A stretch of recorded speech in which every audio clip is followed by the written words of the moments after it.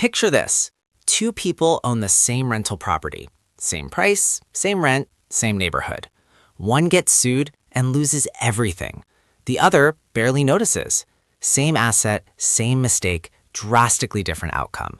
That difference isn't money, it's structure. Today, we're pulling back the curtain on how wealthy individuals actually use LLCs. Not to break the law, not to disappear money, but to control risk, limit exposure, and make themselves legally boring targets. And here's the twist most people miss. LLCs don't magically protect you. They only work when they're used correctly, and most people use them wrong. Now, a quick but important note. This is for educational purposes only. It is not legal or tax advice. Always consult a qualified professional before making decisions. Nothing here involves hiding income, committing fraud, or evading disclosure. Okay, let's talk about how this really works. Most people think an LLC is a shield. They hear, form an LLC and your personal assets are protected. That's half true, at best. An LLC doesn't protect you. It protects what's inside the box, and only if that box is respected. One mixed bank account, one undocumented transfer, one personal expense paid the wrong way.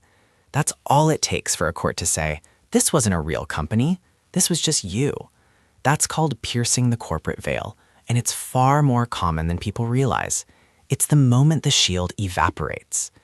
This is why wealthy individuals don't rely on a single LLC. They rely on layers, separation, and boring consistency. Here's the mental shift you need to make. The wealthy don't ask, how do I protect myself? They ask, what should never be in the same room together? Operations stay separate from assets. Income stays separate from investments. Risk stays isolated. Why? Because lawsuits don't go after morality. They go after access. If a business gets sued, they want business assets. If you get sued personally, they want whatever is legally reachable. The goal isn't to be invisible. The goal is to create friction.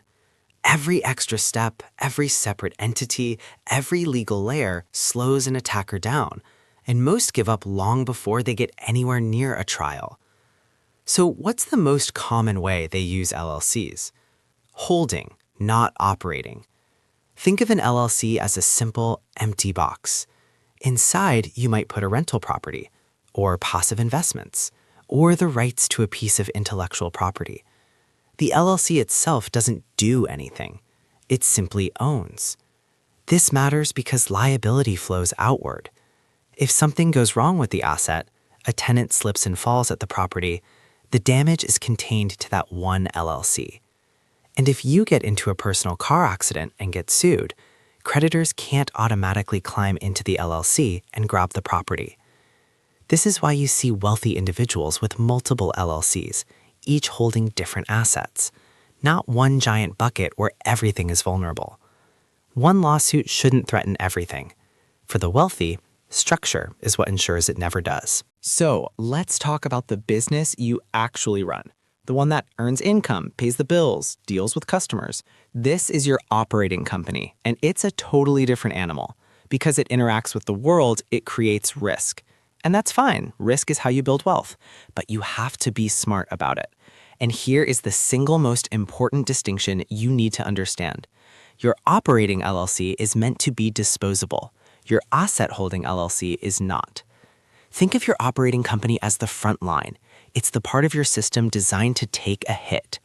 If a lawsuit happens, if something goes catastrophically wrong on the operating side, the blast has to be contained there. It cannot be allowed to reach your long-term wealth, your real estate, your investments, your real security.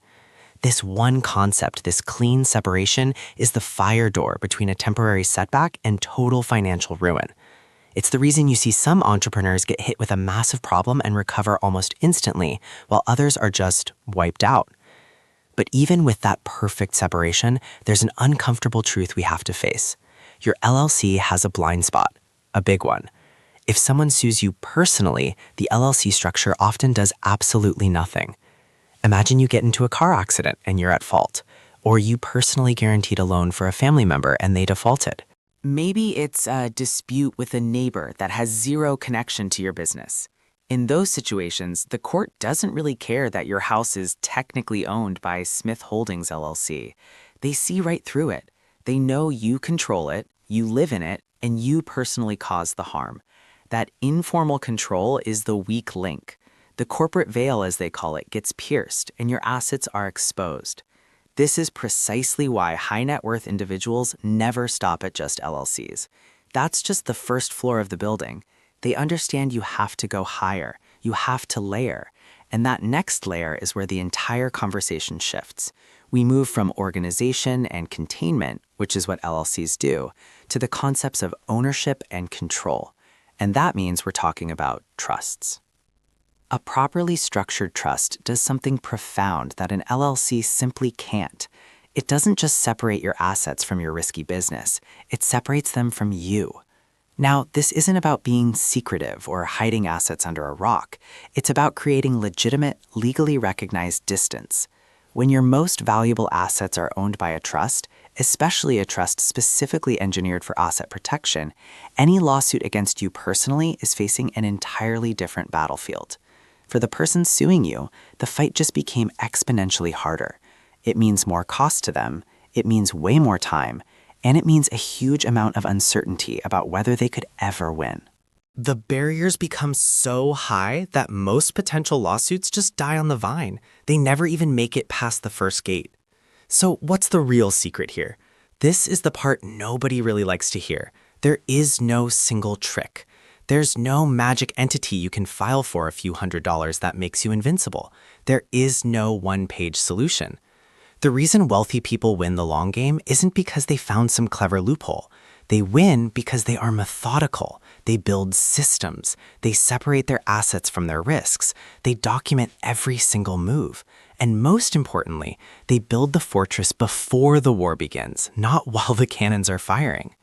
Using these structures like LLCs and trusts isn't about hiding money from the government or anyone else. It's about thoughtful design. It's about architecting a system where one human error, one bad business deal, one unlucky moment doesn't get to destroy a lifetime of hard work. That mindset, the methodical, forward-thinking, systematic approach, that is what actually builds durable, lasting wealth. The paperwork is just the tool. The mindset is the blueprint.